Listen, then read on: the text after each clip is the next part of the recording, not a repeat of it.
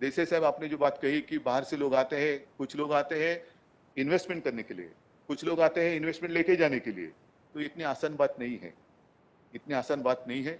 ज्या वेळेला एक पारिवारिक कौटुंबिक नातं जिथे एक मजबूत असतं, तिथे कोणी किती आले तरी हे माझं कुटुंब तुटू शकत नाही, माझ्या महाराष्ट्रातून कोणी बाहेर जाऊ शकत नाही. आणि ही ताकद, या ताकदीला जिथे जिथे जिथे शक्य होईल, कुछ लोगों ने तो मुझे उद्घाटन के लिए बुलाया, कोणी कोणी बोलवलं मला, बरोबर ना. 2021-25, अरे 2050 में भी बुलाया एज अ चीफ मिनिस्टर.